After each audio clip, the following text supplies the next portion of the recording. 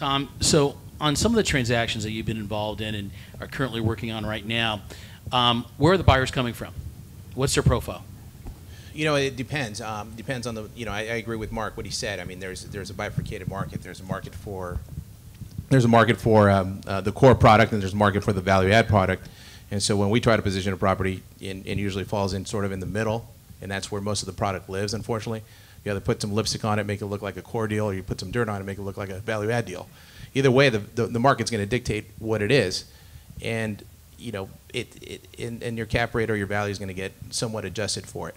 But you know, to answer your question, look, buyers are coming out. I mean, there's a lot of impatience. I mean, a lot of people have been putting equity aside. So there's buyers out there. It's just that when you get into the deal, that's really when the happy feet start. That's really when they start questioning everything. That's really when you start looking at the sales numbers. You start looking at the trends. Is this thing in the path of growth? Is this tenant really going to be able to make it? And all these little things scare people. And then going into the underwriting side on your end, look, I mean, I think CMBS, great, it's back. But, I mean, I don't have to tell you, I mean, the underwriting parameters are much different than they ever will. And so, do you want to get into a deal? Let's talk about that, though, Yeah. for a minute. You know, underwriting is supposed to be underwriting, right? I mean, the fact is we're all kind of going, oh, the underwriting's back. Well, the underwriting had disappeared. And so people are looking at what makes rational sense in terms of what kind of occupancy do I have? Do I have to mark to market? How long are my leases? What's the credit of my tenant? You know, what's my exposure on move out and rollover? You know, all of those things are kind of legitimate real estate fundamentals. So you can't say, oh, gee, well, they're underwriting. Yeah, they're underwriting. But Well, the good times are gone, right? Yeah, what can I tell you? even though they are underwriting, you know, from a lot of the sources we talk to within the CMBS world, there is a lot of the same stuff going on that was going on before. And predominantly the reason for that is the originator of the security is still not required to hold any of the B piece on their balance sheet. So it's still a game of hot potato where they create it, they sell it, and it's gone, and they don't care what happens to it after that. Yeah, but the difference is that there's fewer amount of B-piece buyers in the Yeah. marketplace, and the B-piece buyers are kind of dictating part of the terms of what these deals are going to be. So Most it's of them, not yeah. quite as, you know, It's wild- not nearly Wild what West. it was, but it's not exactly clean either. And as I mentioned earlier, if you see anything hiccup in the next 18 months, you will see the first CMBS 2.0's default. And if any of those default in any significant number, CMBS will be looked at in a whole new way and will never come back to anything sort that it ever was. Because these are the new deals, right? They're supposed to be the new underwriting. They're supposed to be away from the 04 to 07 things. And if anything of a recessionary nature comes in the next year, you will see those default. Yeah, and if there's one lesson I think that we've learned from CMBS was CMBS is a very difficult vehicle to use when you, especially at least in my market, which is a retail product, because anytime anything changes, anytime you have to work, it's much better to talk to a banker or a life insurance company than it is to talk to a servicer who's not being paid enough, was paid to collect your mortgage payment and divide it into 1,000 pieces, as opposed to talk to you about a lease approval or a buyout or something like that.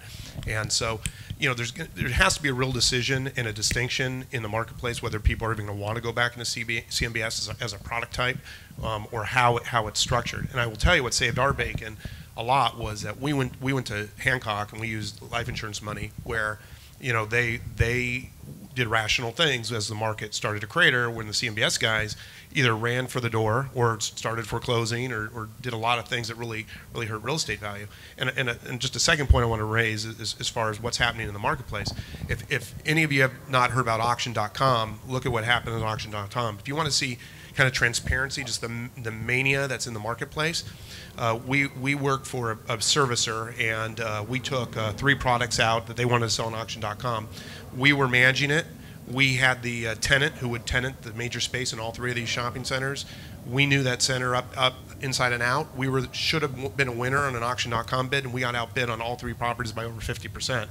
And, you know, it just goes to show the pent-up demand. All you do is you call something a value add, whether it's a value add or not, and put it out there, and people pay 50% more than what it's worth. So it's, you know, there's that irrational exuberance. And, you know, kind of the final thing that kind of guides our thinking is, you know, up here we have a lot of smart people, myself excluded, and the reality is that we don't know what's going to happen. Our interest rates going up, our interest rates going down, what's going to happen with Spain, what's going to do all this. Is now the time to go in and buy at the lowest possible yield you've seen in the last, you know, 20 years? You know, it's just a very, very hard decision to make. You want to hear something? Would anyone like to believe that the Treasury, the 10-year Treasury, has gone up how much in the last month? 30 basis points. Wait, on a percentage basis, it went up 25%. Right. Interest rates changed 25% in the last 30 days. I mean, that kind of volatility is like scares the crap out of most people. Imagine if it goes to 3. Well, still, you know, God what's forbid. what's also driving a lot of single tenant buying demand is people are saying, hey, look where bonds are trading, okay? And I could still buy a 5 cap Wells Fargo deal, and I'm 350 basis points above what bonds are trading for. And Tony's really happy. 4.5, not 5. So, you know.